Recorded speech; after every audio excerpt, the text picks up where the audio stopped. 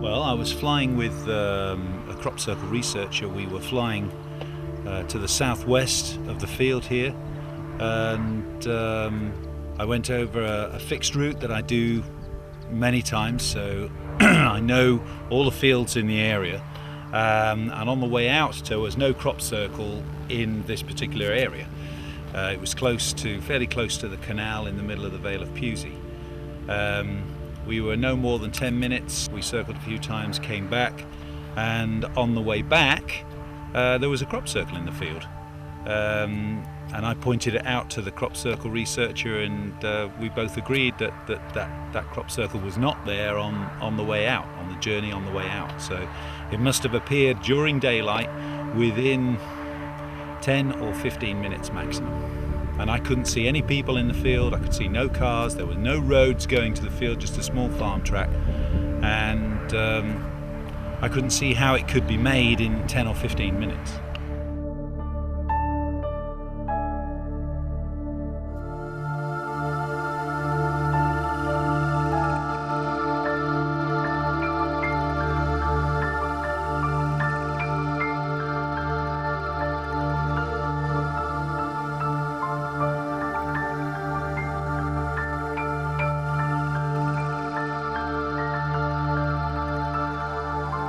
The impressions that I have of the crop circles, that there is no way they could be made by humans. There is no way.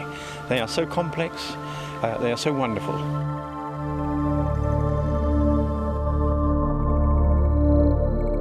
I think it brings people together from all over the world, and it's art in a wonderful way.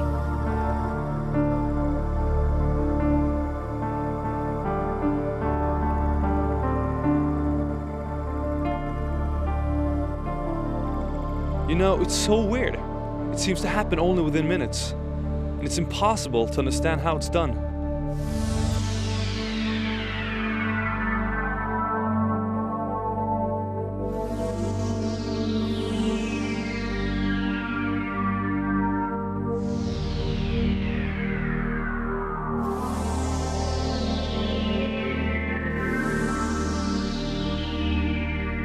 Every summer, hundreds of these strange patterns appear in fields all over the world.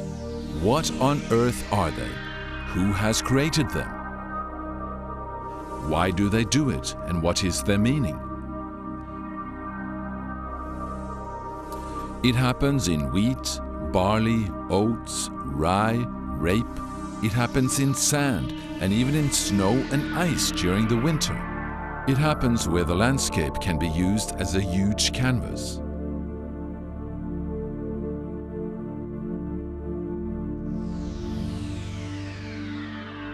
Are some jokers out just trying to create a little attention? It's easy to jump to that conclusion, but that's before you take a closer look at this phenomenon. When one studies the crop circles close at hand and in detail, it's impossible to avoid that strange feeling that something else might be behind it all.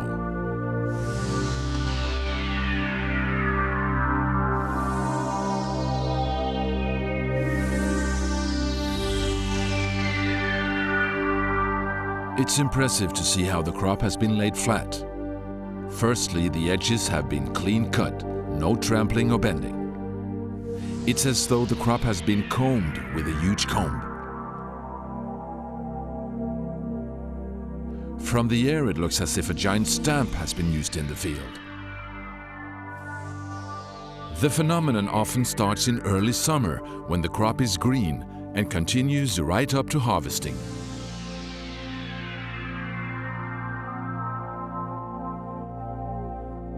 It normally happens during the night, but sometimes in the middle of the day. In a surprisingly way, the crop has been flattened with great precision.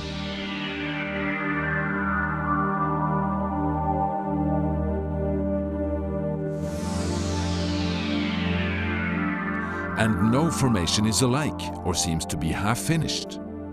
The complexity varies, but even so, the beauty in the symbols and the overwhelming geometry is really astounding.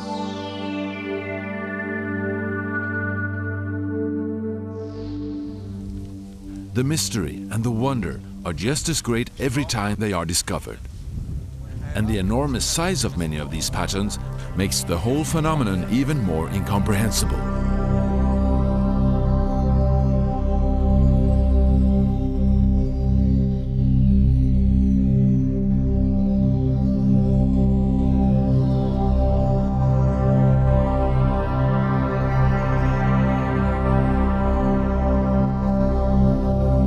If you look at the Milk Hill Formation, you only had 4 hours of night, I should say, and it was raining. Now, when I went in it first thing in the morning, there was no sign of any mud on the stalks.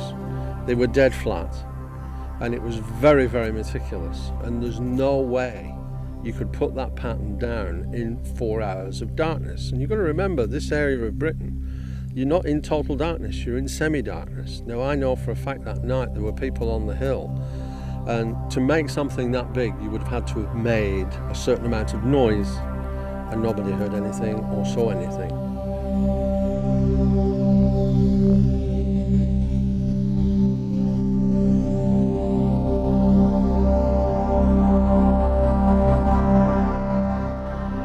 Who are putting down these patterns?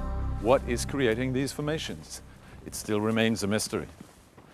The theories are many, which of course makes the whole phenomena even more interesting. And so far, the fields of southern England have been canvas for most of these crop formations.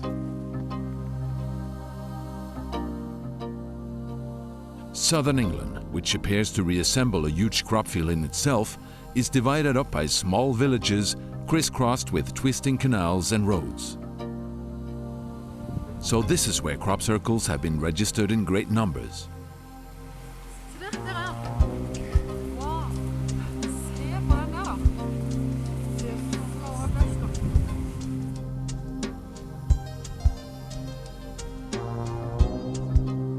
The first were already been observed several hundred years ago and were often seen as the work of the devil, as here, depicted in a copper engraving from 1678.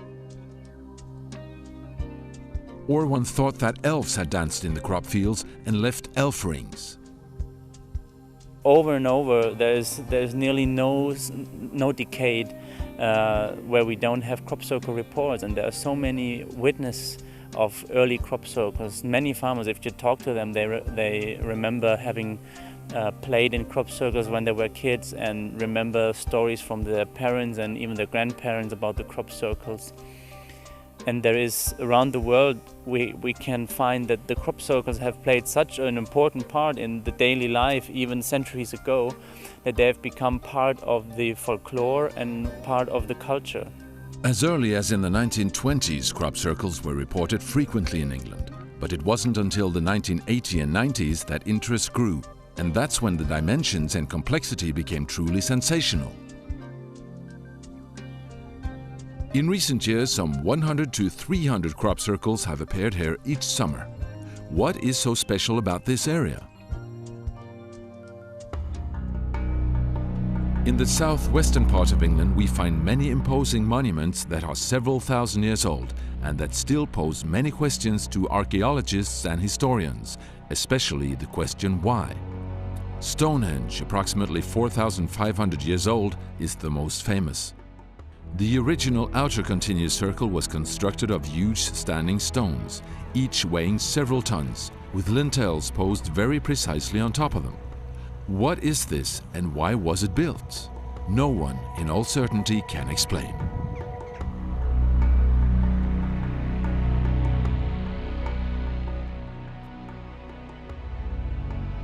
The majestic stone circle in Avebury is also one of the great mysteries of this area.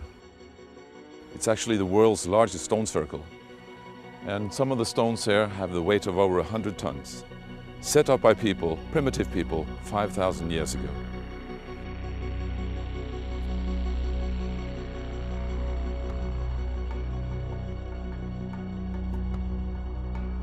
Silbury Hill, the largest prehistoric mound in Europe, 40 meters high and built 4,600 years ago. Beneath the grass now covering the hill are 7 layers of stone, 7 stone terraces. But what the purpose was for building it still remains a mystery. But this is by no doubt built as a tomb. Not very pleasant, actually. And it's from the same period, 5,000 to 6,000 years ago. West Kennet Longbarrow is situated quite close to Silbury Hill and Avebury. But is it just a coincidence that so many of the English crop circles seem to appear close to these ancient sites? A number of white horses, clearly visible in the hillsides, are also characteristic of the Wiltshire area. The white chalk soil is very common here in Wiltshire, and these white horses are exposed by removing the top turf. Some of these horses, the eldest ones, are more than 2,000 years old. So, can the mysteries of the past have anything to do with today's crop circles? Are there special energies in these areas that could attract such rare phenomena? Is it something to do with the water-bearing chalk hills that create special energy? We actually got the databases for a period of 7 years and plotted where every crop formation that was in the databases, and we searched several databases within England, we plotted where those crop circles occurred and then looked for correlations with sacred sites, pilgrim routes, and we found a strong correlation with chalk. And first of all, we thought this was the correlation, but then we thought, well, there's a lot of places with chalk where crop circles don't occur. What's happening there? And as we looked into chalk more, we discovered that actually the chalk is the main aquifer base for southern England. We found that 98% of all crop circles in southern England are located above aquifers, underground water. And to put it in perspective, there's only aquifers under 40% of the landmass of Britain. So the 98% was really convincing statistic. But what we also discovered was that it's not just underground water, it has to be potentized underground water. It's water which is activated by the currents of earth energy which course through the ground, and they're very strong in this Avebury area, for example. Well, there is one view, particularly from people that dowse using rods and pendulums and things, that ancient man instinctively knew where these areas of underground water and where these natural energies were. So ancient man instinctively placed their areas there on the sites where we now have stone circles, burial mounds, whatever, because they were drawn to the same thing that maybe is generating the crop circles today. So therefore it would stand to reason that they would cluster in the same areas as these ancient sites.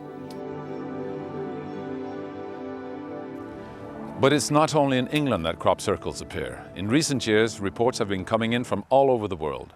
So crop circles are now a worldwide phenomenon.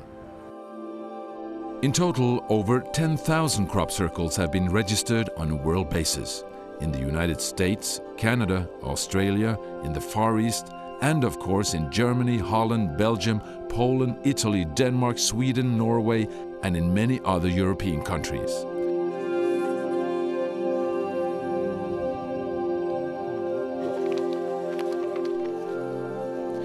But again, how does this come about? When one looks at the beautiful patterns and the perfect geometry, it's difficult to believe that it's purely a coincidence, a natural occurrence, or just wind that has wreaked havoc on the crop. If that was the case, it might rather have looked like this.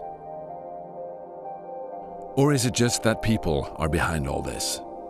In 1991, two pensioners in England by the name of Doug Bauer and Dave Corley announced that they were responsible for all the crop circles the past 12 years, with the help of planks, ropes and tape measures.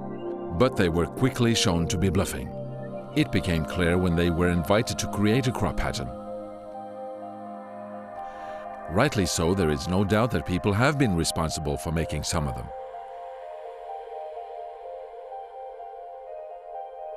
And even some of the more advanced ones too. An advertising company made this one. It took several days and was completed in daylight.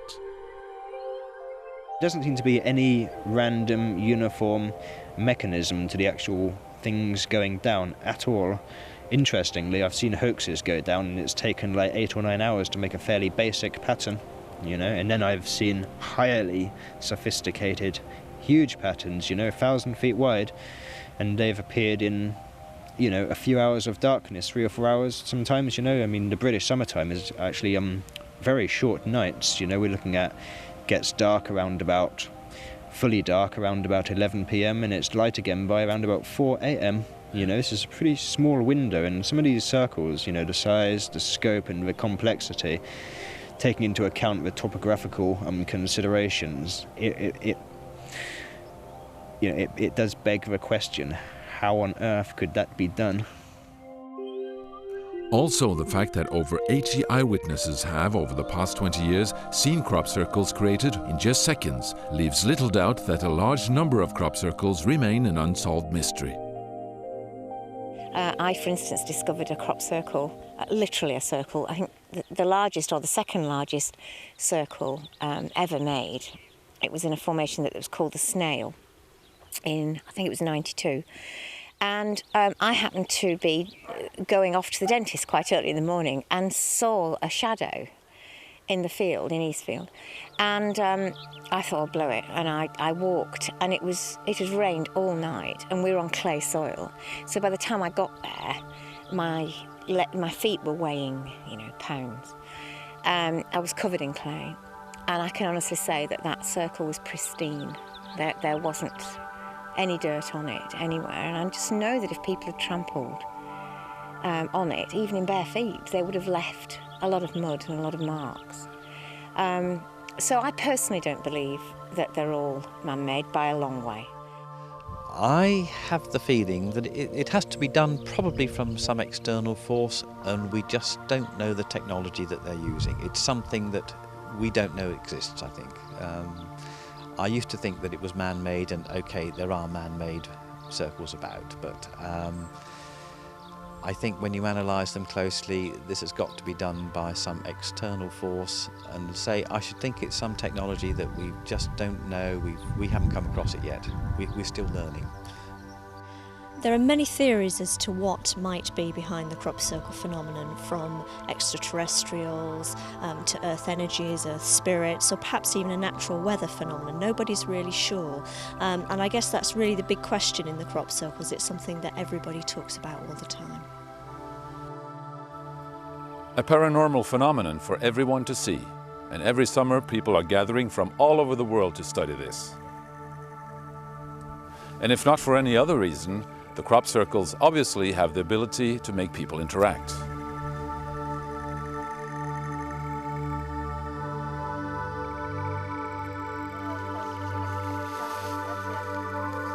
Also, I just find that the sheer aesthetic of the way the blades are all laid down in a swirl in this kind of rhythmic movement is just something that I can't conceive of anything but some amazingly powerful higher force could do, you know. And when something this magnificent is such a wonderful gift to us, we have to feel good about ourselves. Wow, we've been given this gift, and we can enjoy it and be grateful for it. You've got to remember, everybody that walks into that field, the first thing they're going to do is be aware of how they feel. That's what these patterns do. They get you back in touch with that energy that is you, that feeling that's inside. I mean, heck, how long has it been since a lot of these people even contacted that side of themselves? And by going into these patterns, it makes you aware of yourself again. It gets you in touch with that feeling side, because humanity has become a little bit insensitive in a lot of ways. And the patterns are starting to help people to rediscover and redefine that sensitivity so that humanity can work as one again instead of little individual islands. So how can one actually prove that there is something paranormal, supernatural, or extraterrestrial being behind all this? And if there is, what it is? Many crop circle researchers have been engaged in trying to find differences in the crop and soil inside compared to outside the formations. If this, for example, has been exposed to a heavy electromagnetic force, one should be able to find traces of it. Most importantly, visual traces can be found on the crop within many circles. Very often you can see where one or several nodes of the actual crop stem has been expanded, so as to be double and sometimes even more as its natural length. This can indicate that the crop has been rapidly heated up and that the humidity inside the stem has been subjected to steam pressure, which in turn has led to the node being stretched. On some of the stem nodes you can also clearly see where the steam has forced its way out and left expulsion cavities. This can be an indication that the crop has been subjected to a rapid and powerful microwave effect. If you see either of those effects, the chances are very good you're looking at a genuine crop circle. There are a number of changes in the plants that have not been documented scientifically, which may also indicate the likelihood that it's genuine. For instance, the lay, the detail of the lay of the crop, but that has not been evaluated scientifically. It's more just what people notice, from being in them so much. Sometimes I've seen areas where the plants are bent over, say 10-15 centimetres off the ground, so that to walk through the formation it's crunching under your feet like snow. So you think, well, somebody hasn't been here before. Another sign one can find, especially in wheat, is when the corn has dried and turned golden in late summer. In the standing crop, the ears are stiffened in a bent position due to their weight and are impossible to straighten out. But within the crop circle, the ears have actually been straightened out and then stiffened again in this position.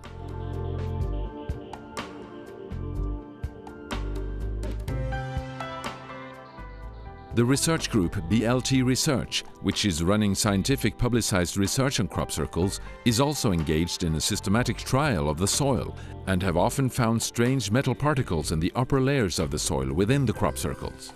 A specialist from America is analyzing these tests. And he pulverizes the dirt and then runs it through various grates, and with very strong magnets draws out the magnetic particles, weighs them. Well, weighs the whole soil sample first, then weighs the amount of particles, so we know how many particles per gram of soil. Then, once we've done that, extracted them, we send them off to the West Coast to a mineralogist who does SEMEDS. And the idea then is to determine what they're made of. The soil work indicates the presence of a magnetic iron, tiny little spherules of magnetic iron. And it's not only their presence which is of interest, it's the manner in which they're distributed. Frequently around the periphery of these circles, sometimes distributed linearly, indicating a delivery system that's fairly sophisticated. This research group has also found interesting effects tied to the growth of the crop within the circles. Some of the results clearly show that when those energies, when this crop circle making system impacts the plants, if they're not mature, if the seed is not formed, what happens is that those seeds are dehydrated, they don't mature properly, and they don't produce new seeds, new plants. If that were to happen all over the world, simultaneously we'd lose our food stock. Obviously that's important. In addition, the germination work shows that when these energies impact the plants, later on, when the seed is fully developed, then you get this very energized effect. Levengood and Burke were able to demonstrate that that was due to these very precise electrical pulses. And out of that grew their discovery of how to replicate that effect. The crop circles have consequently shown the way for a new method of increasing the growth rate in crop, independent of environmentally dangerous chemicals, just by giving the crop seeds a short controlled dose of electrical pulses before sowing. The method is being tried out now in the USA and is, to say at least, extremely interesting. So that an electromagnetic field of some sort or another is part of the crop circle phenomenon seems to be quite possible. Remains of the electromagnetic field can quite often be registered by using different types of equipment on site. On a few occasions, on what we consider to be genuine formation, the meter They started off normal at background level, cosmic radiation from the heavens, and then all of a sudden it shot up to 10, 15 times. Strangely enough, we went in there, David was stood there with the meter, it's just normal background, about 0.5, was it, something like that. And then all of a sudden, it shot up and went 10 up. or 12. It's about 10 or 12, which is maybe 20 times normal background radiation. So we then thought we would walk outside the formation and see if the reading would alter. And we got about 15 paces or so, perhaps, and the meter dropped right back to 0.5, which was normal background. People with all sorts of instrumentation come into fields and find battery drains, cameras sometimes don't work, phones go off, video cameras stop running. Every year I bring my camera here, and every year I get it fixed. And Canon are getting fed up, and it's working outside the crop circle. I bring it into the crop circle, tapes jammed, total, it's a write-off. This is trying to tell me something about some kind of event definitely going on here. Whatever is happening or whatever's making these things, man or beast or whatever, something is affecting, there's a signal, something's trying to tell us something, that there's hello knocking on the door, knocking on the head. Something's going on here. Needs investigation. We need to pay careful attention to what's going on here and be careful.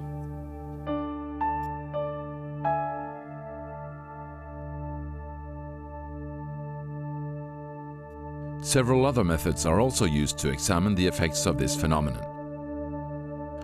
It suddenly dawned on me that maybe if I buried water, little bottles of water, as soon as possible after a formation had appeared, if I buried them about 2 inches deep, they were only little 25 ml bottles of water. Research by burying small bottles of water for a period of 10 days gave very interesting results. Frequency analyzers showed that the water samples had altered their frequency pattern differently from the control samples outside the circles. Furthermore, the bacteria content was much higher within the formation. A third analysis method showed that the water had increased its ability in so-called molecular memory. So here we are with 3 different techniques, all showing that something anomalous was happening to the water buried inside. I'm perfectly certain this phenomenon is a beneficial one. It's not malevolent, but the energies that we're dealing with a set of very 50% increase in the protein level from inside. Maybe this can be connected to the increased growth rate that was shown in the crop seeds. But it also seems that human hormones can be influenced within the crop circles too. Well, certain people, the thyroid was most affected of all. One woman had a 40% decrease in her thyroid level. And yet here we were in a time scale of between 2 and 2.5 hours and a 40% drop. So what the hell was going on? And this again shows us that in terms of scientific research, we are finding things existing inside the formations which don't exist outside. I have to say that that phenomenon that occurred just now, when I couldn't turn my digital camera on, standing inside the circle, was impressive. I believe in energy forces. I believe that there may be very high energy here which could interfere with electrical equipment. It just seems like it's some sort of energy, that's some sort of frequency that's different, but that it's a frequency that's affecting our skin and maybe even the blood flow, because we were having these little white things show in the skin that don't usually show there. So there's something, we don't know what it is, but it's something different that's radiating here from these plants. Ja, jeg har rød. Jeg får motsatt nærmest. Du ser det sånn rett. Guri malla, det blir helt sånn. Og nå blir det borte. Nå blir det borte. Ja. Da blir det vanlig. Nå blir det vanlig igjen. Ja, ja visst. Se på da. Se.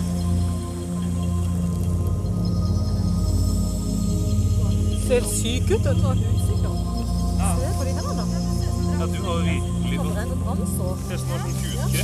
Ja, psoriasis.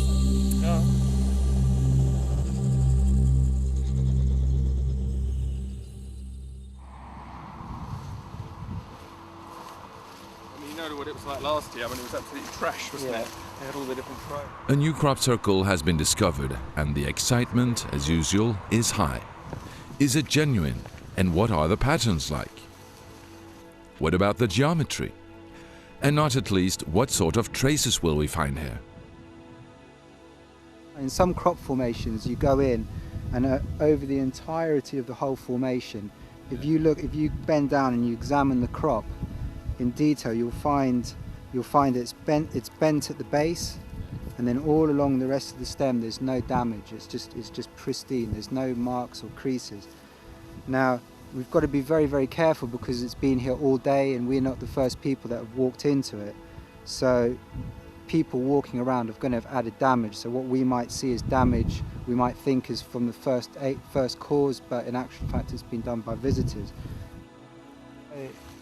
I must say this is less damage than I've seen in some formations, but it is there.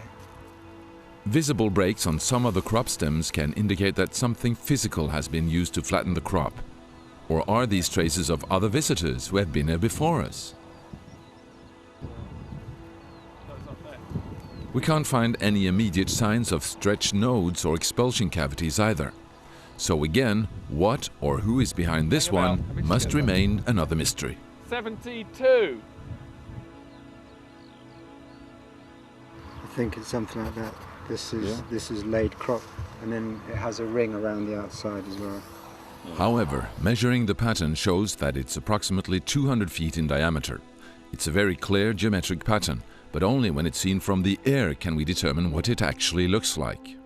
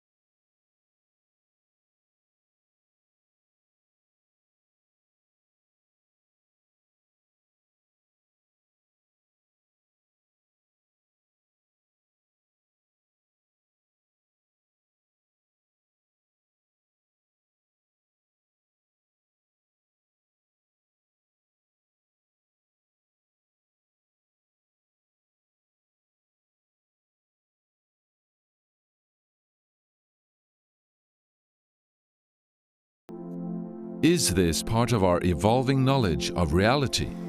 The crop circles are coming down as shape, as form, as design.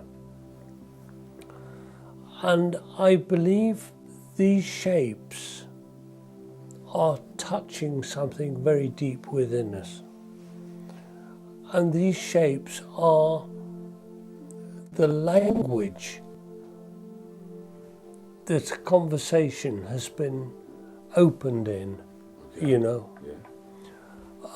I think the intelligence behind the crop circles has decided with great wisdom that this conversation, which has a long program and a long agenda, is best established with form.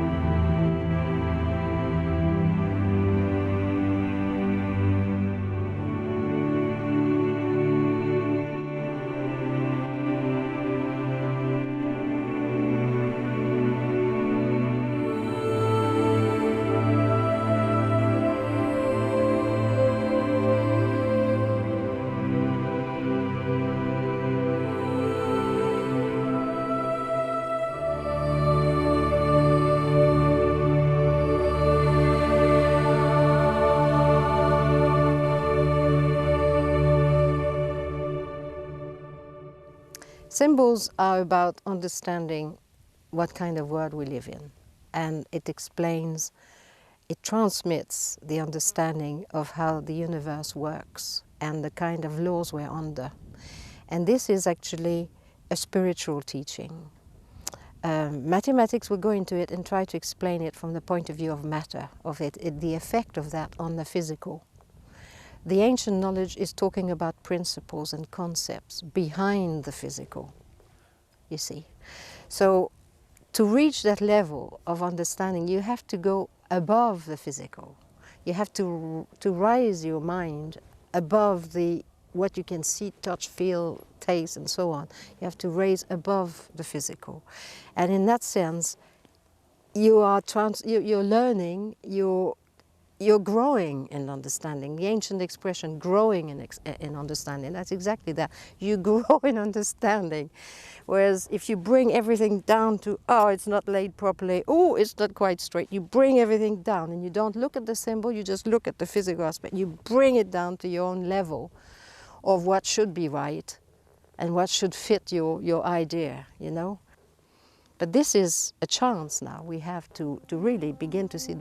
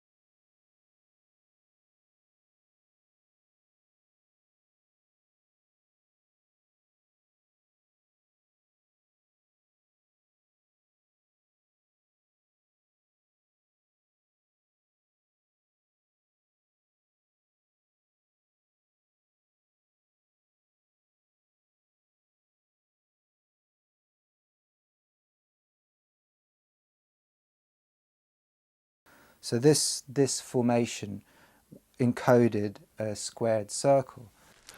Alan now began to look at crop circles throughout the past 25 years that seem to have the same common proportions.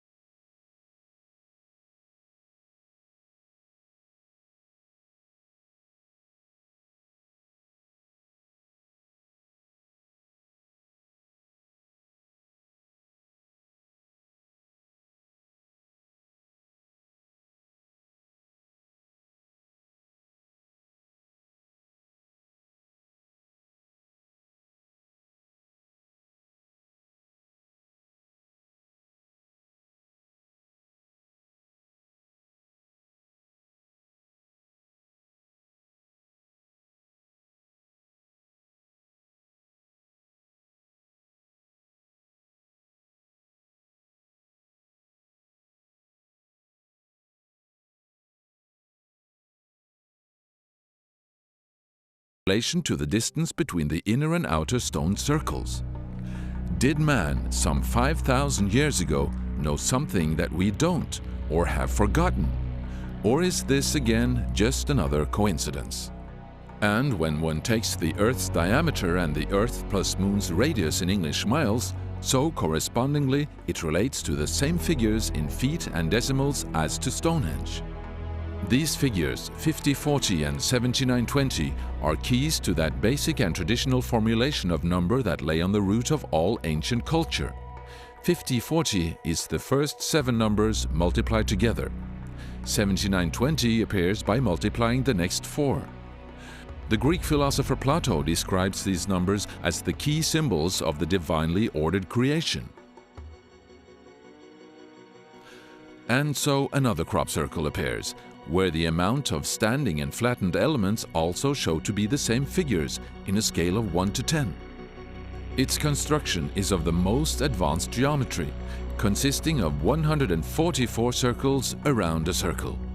Challenging enough to construct on paper, but in the middle of a crop field at night, and even without touching the center of the pattern. This remarkable formation, only lasting a few hours before the harvesters moved in, not only in total clarity symbolizes the DNA spiral, but also the squaring of the circle and the relationship between the Earth and Moon by divine numbers. And to add it all up, the sum of these two numbers is 1296, which again is 6 times 6 times 6 times 6. In the ancient Greek alphabet, these numbers correlate to letters spelling out a name. That name is Goddess of all creation.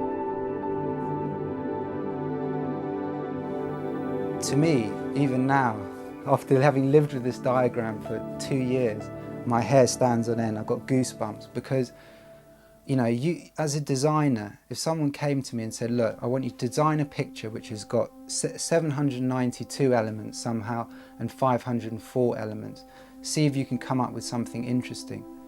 To come up with that, a perfect rotating DNA spiral, encoding those numbers, is in itself a work of genius. But then to find that in a wheat field in August, there, beautifully formed, and it seems to me the most sane way of dealing with this is to accept that this is a demonstration of a level of intelligence and compassion towards us, which is pulling us up. We have to look at the square in the face, and I think it's a truly extraordinary bit of intelligence and geometry. Again, new seasons bring new crop circles with fresh original designs and new exciting geometry. A circle divided into 13 parts, or divided into 7, 11 and 13 parts. In addition to a row of new fantasy-filled patterns. Many of these are pure logos that advertising agencies would demand a great deal of money to develop. Here we can pick and choose for free.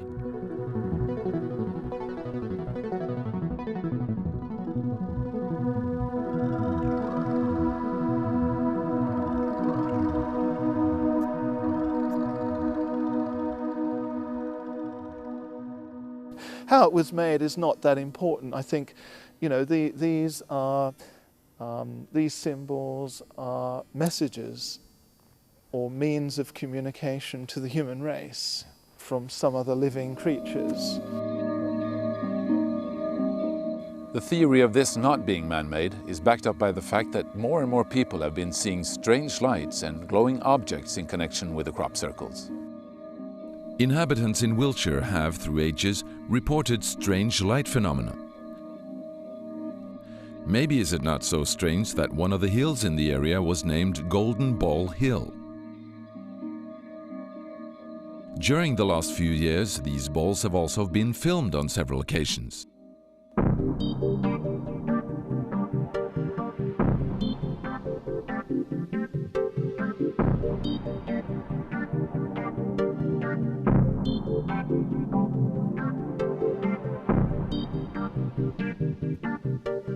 The balls of light seem to have some sort of connection with the crop circles. They have often been seen to be moving within the formations, directly over them or away from them. They appear to be of soccer ball size and have often been described as having an impressive acceleration. Are these some sort of intelligent energy balls or remote-controlled supernatural robots? Or maybe they are the mythical elves that we have heard about? Those balls of light you cannot hoax. There's no way you can do that. They fly around during daytime. They're not high up in the sky, but they're over fields with hills in the background. They are filmed on many occasions by many different people. Have you seen any of these yourself? I've once seen an amber ball of light at night time. That was pretty impressive. I saw it for several minutes and it just floated over a field and it looked like an open fireplace that would get bigger and smaller. I had good binoculars. I could see it was circular, but it was not like a flashlight or something. And it made a deep impression on me. It happened in '97 and my life has not been the same anymore since that time. During the filming of these balls of light, a military helicopter showed up and clearly seemed to be chasing the phenomena. It's not so unusual that the military in this area are on the spot when light phenomena are observed or crop circles appear, but the military, at present, refuse to make any comments about it. They're so often seen, filmed, photographed, whatever, over and around the crop circles. And they do this in broad daylight, in the night, whenever.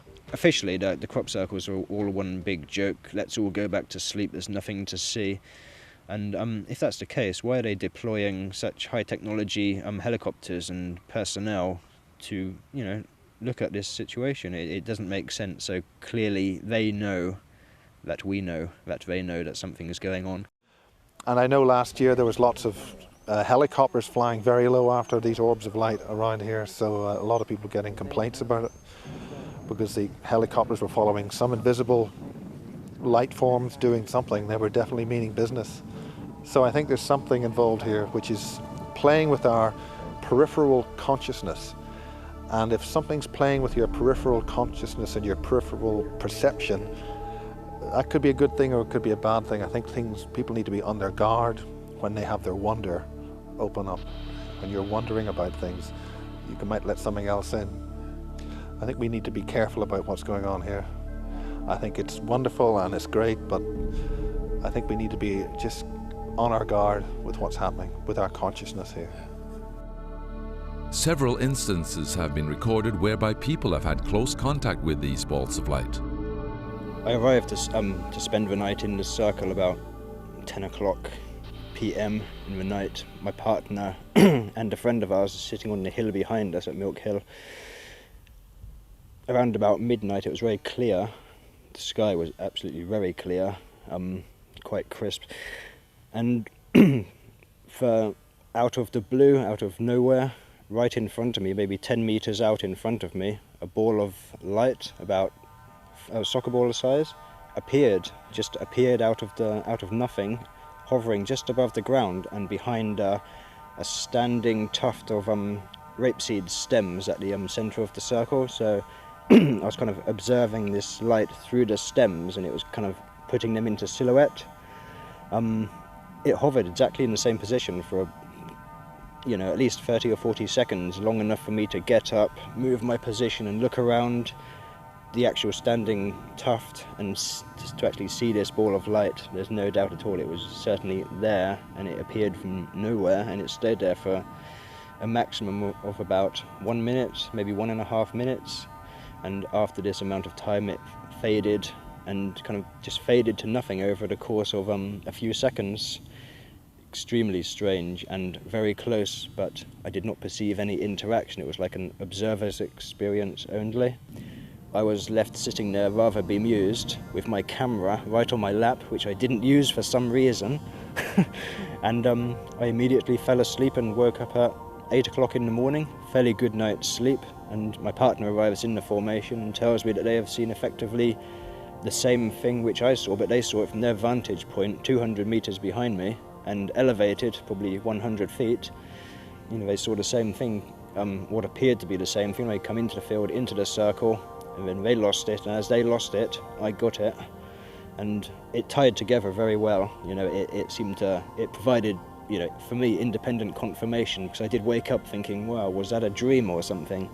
But it was pretty much confirmed, and it was extremely close enough to be absolutely certain that that was something extremely strange, you know, with me, and you know, it wasn't anything that I've ever seen before that close.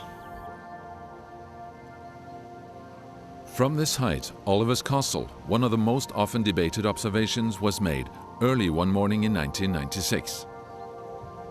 A young man spending the night here with his video camera was in the early dawn suddenly aware of something strange unfolding down in the field. Here I'm standing at Oliver's Castle at precisely the same spot as John Whaley was standing in August 1996, when he supposedly, for the first time in history, managed to film the creation of a crop circle.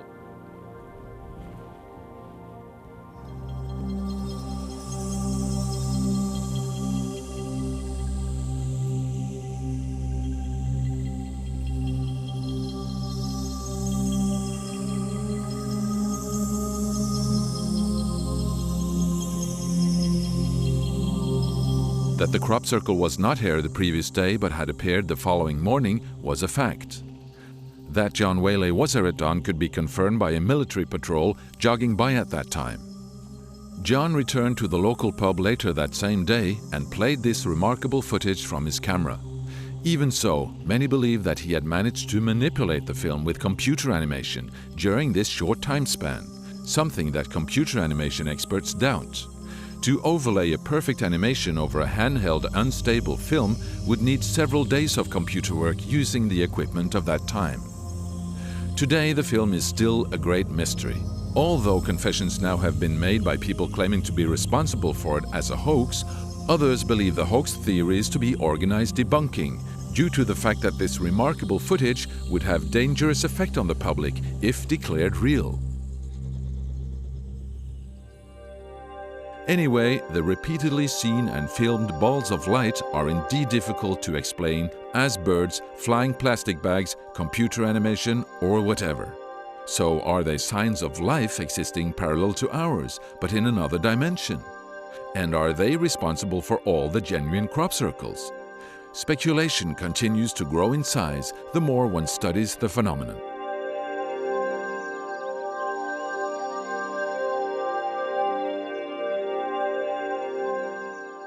I personally am convinced that the vast majority of crop formations are not made by people.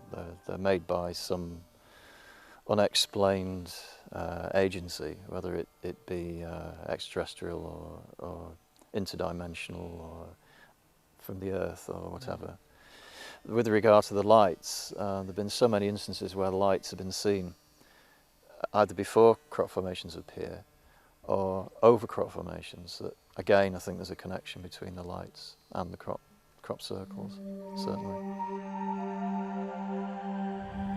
Again, I'm in a fresh and newly appeared crop circle, and I must admit the feeling is quite stunning. It's easy to see why people are attracted by this, but what I don't understand is why the media don't seem to be attracted at all. They don't like questions which can't easily be answered. So the media have only really liked this when we get to the question of hoaxing and of people making it, Doug and Dave and all that, which is a nice, neat thing. You know, it wraps it up in a parcel, we can put it away, that's that solved and finished. Now let's get back to the football, you know. And so really the media don't want to do this one. Even people like the BBC don't want to do this one because it's a big question and it concerns the future of civilization. We believe that the formations are tangible evidence, aren't they, that that we're not alone. And our government and other governments has for years been trying to tell us that we are alone. And ridiculing all the people who've seen craft and had experiences. And I think they're frightened to death of the fact that here we have fantastic evidence, and they're doing their best to tell us that they're all hoaxes. Even the newspapers in this country seem to be in on it. You know, it amazes me that reporters, journalists, have under their noses, one of the most fantastic stories ever, and yet they completely dismiss it out of hand. It's as if they're frightened to get involved with it somehow. Would you like to be the news editor who published a headline, "Everything we believe in is now destroyed"? I don't think so. So the newspapers, the media are very good at, and a little joke at the end, "Oh, little green men from Mars." Yeah. But in 2001, suddenly the media paid some interest, because then something appeared that was almost impossible to overlook. Right behind me is Britain's largest radio telescope, the Chilbolton Observatory. And here it was that the greatest sensation in the crop circle history was to appear in the fields right in front of the telescope. On the morning of 14th of August 2001, a formation was discovered which was different from any other previously seen. From the ground it looked like a tangled mess, wisps of crops spread around in no system. However, in the evening with growing shadows, a picture appeared, unmistakably that of a face. That picture represented a whole new technique, a screen technique, the same that's used for printing a picture on paper. 3 days later, the face was joined by something that looked like a data strip. Rows of counters made out of standing and flattened crop. But soon an astonishing similarity is discovered. In 1974, the astronomer Carl Sagan composed a message that NASA sent into space from the Arecibo telescope in Puerto Rico. Binary figures which constituted a graphic code presenting key factors about humans and the planet we live on. 27 years later, an identical pattern appears in a crop field right in front of a similar radio telescope. However, on closer inspection, it seemed to show that the code contained some fundamental differences. Sagan's message explained our calculation system, the dominant chemical substances within the elements that create life on Earth, about our DNA code, humans' height and quantity, and that we live on the third planet in our solar system, and lastly, a sketch of our radio telescope. The message received described the same calculation system, but that silicon is most dominant in life forms in contrast to carbon. The drawing also clearly shows a humanoid figure with large head in relation to its body. It's also explained that they have an extra string in their DNA, are approximately 4 feet tall, inhabit the third, fourth and fifth planets in their solar system, and have a population of around 21.3 billion. Underneath, the telescope has been replaced by something more complex. 1 year earlier, a strange crop circle had appeared in the same place. Is this the same illustration as in the sender's code? Is this the correspondent's radio telescope?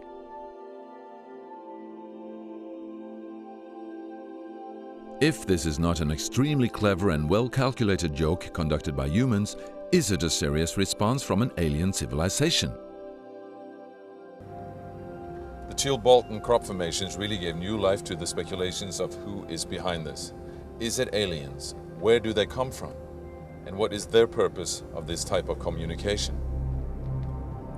The following year, very nearly on the same day, a new picture appears that gives new force to the alien theory, this time in Crabwood, near the town of Winchester in Hampshire. Once again we see a face, but this time there is an unmistakable resemblance to something extraterrestrial.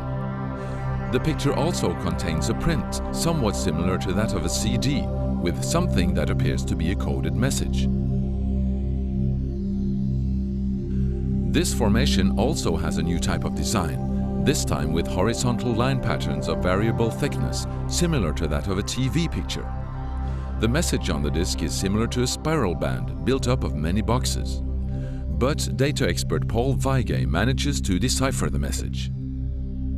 And I had to enlarge the disc quite substantially on the computer and run some image analysis over it to make it clear so that I could see what was a standing tuft and what was flattened.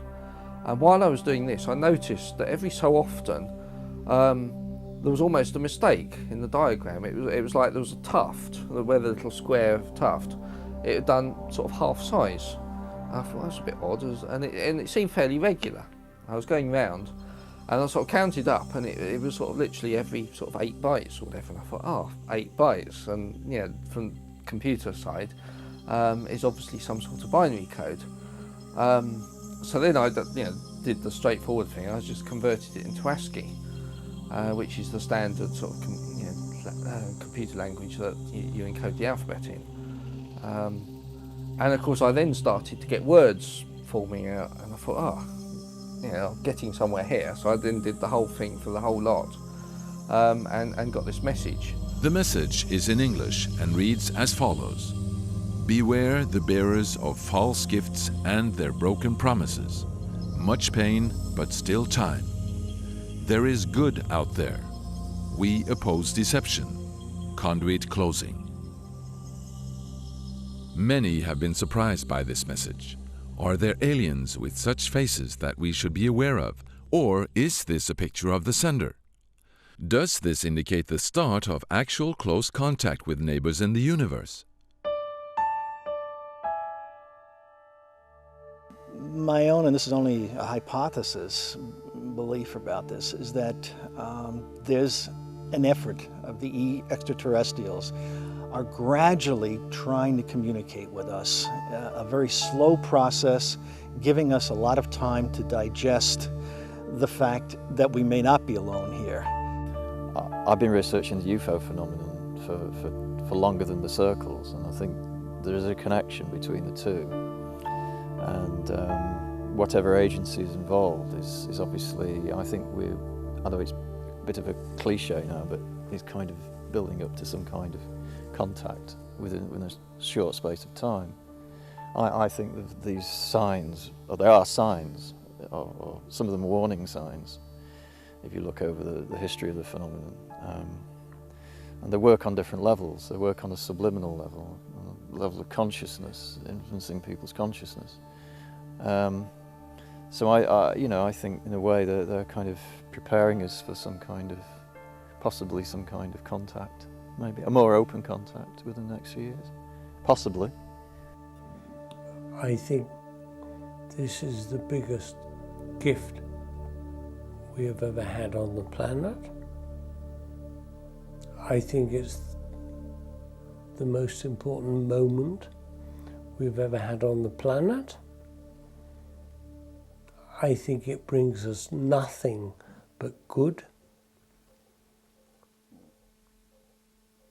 I think we should all sit calmly and accept the future, because we're in the middle of a dimensional shift right now. And I think our cousins out there, our sisters, realize that planet Earth is famously like this in the universe, and we are going to be dragged kicking and screaming into the future, and it won't be easy. And I think they are very gently offering us help. I don't know what it is, but I know it isn't planks and boards. And I may be the only person in the world that can say that, coming from both the science and the fact that I watched one happen. There were no planks and boards. You can throw that idea out. There are people who make them, yes. There are people go in the fields and amuse themselves. They didn't make the one that I saw happen, and they haven't made these others that we've been testing. Nancy Talbot is not just one of the most well-known crop circle researchers in the world. She's also one of the few that claims to have seen the phenomenon in action at close hand. In 2001, she visited Robert van der Broeke in Holland, a young man who had also said that he had observed the creation of many crop circles. As she was on her way to bed on the second floor of Robert's house, something suddenly happened.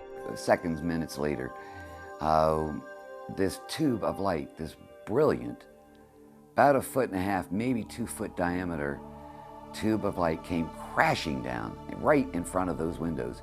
Scared the dickens out of me. I mean, it lit up the field outside like daylight, but there wasn't really time to do anything. It only lasted for a second or so. No noise, no smell, no electromagnetic response in the skin, just this brilliant light and enormous force. It stopped, it disappeared. Did that really happen, you know? Before you had time to think about it, another one, same place. Well, whomp, this thing comes down. Exactly the same. The outside lit up like daytime, the inside lights up. And now I'm thinking, God, I hope Robert's seeing the same thing, because you don't want to see this sort of thing all by yourself. Before I could get on a bed, by then I'm starting to get on a bed, and had begun, you know, to yell for him. A third tube came crashing down. Well, by this time he's halfway up the stairs yelling for me, because he's been watching exactly the same thing from downstairs. Now, from my vantage point, the windows, although very high, cut this tube of light off, you know, at a certain point. He was right next to the windows downstairs and could see considerably farther up in the sky. Neither of us saw anything in the sky from which these tubes of light could possibly have come. There was nothing up there. We went to the windows in the bedroom, looked up, saw nothing, went running downstairs we're getting ready to go out.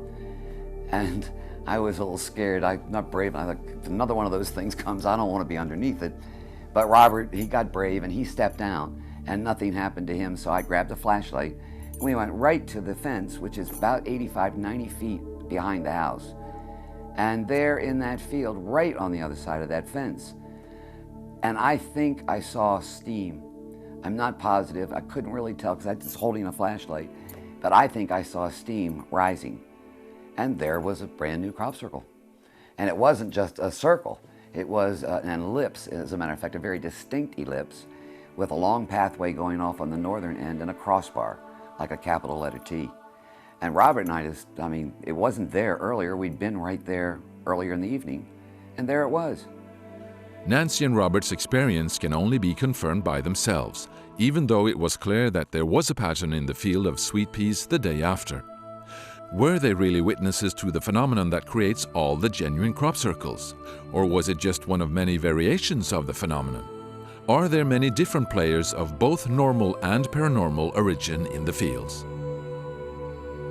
Now, you've got to remember also that there are so-called man-made designs out there, but at the same point in time, I've come across them where I've gone in a few hours after they've arrived, and I found additions, and I've looked at it, and then I've spoken to some of them afterwards. They claim that they did it, and I said, okay, well, you did that, fine, let's see the evidence. And they produce all sorts of evidence, and then I'll say, okay, now what about this bit? They say, oh, we didn't do that bit. I said, well, if you didn't do it, who did? I said, we don't know. But it's human arrogance to think that we're the only intelligent life forms in the universe. There are others out there that have abilities way beyond what we're capable of doing. Now, just because we can't see it doesn't mean to say it isn't there.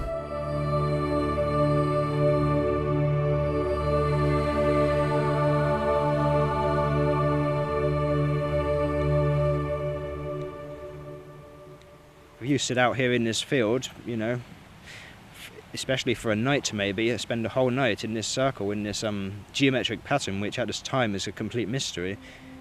You can sit here and you can ask your own fundamental questions, and there's no need for TV or culture, religion. You know, it's like a personal little church for a night, and you know, it's actually very healthy, and it certainly should be looked at very seriously before being ridiculed. Usually the ridicule is stemming from fear rather than fact. Personally, I think the message of the crop circles is really important, and I think they are one of the most important things happening on the planet at the moment. I think they speak of Earth changes. I think they speak about changes about human evolution. I think we're being stimulated and pulled forward to consider all kinds of possibilities for the fact that the reality which we perceive at the moment is not in fact the entire reality at all. It is entirely our free choice to give attention to these things. If they wanted to interfere, they would knock out our computers and our electronics and things like that to really give us a shock. You know, but they're not. They're doing it in the middle of fields, and it is entirely our choice to give these things attention. And even when that's the case, they're not giving any really clear answers. They're saying, form your own conclusions. What are your ideas on this? How do you respond to this? And so they're not interfering, they're more like very enlightened grown-ups working with kids. And, you know, and when you're teaching a child, it's best not to say, don't do this and do that. You know, that doesn't really educate a child. It's much better to give a child educational opportunities where they can become aware of the situation and make their own choices, you know, and you've got to set up that experience in a way where the child will figure it out well for themselves, and that is a real education. Each year you get people saying they're all man-made, they must be a hoax, but equally there's people who refuse to accept that and say, no, this is something which must be investigated more, it's very important. And so what we've found with the crop circles is it has created a whole forum for debate over the nature of reality.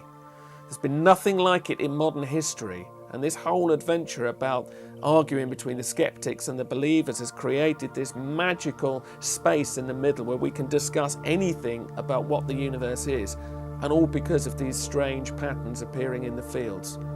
But we don't actually know where they come from.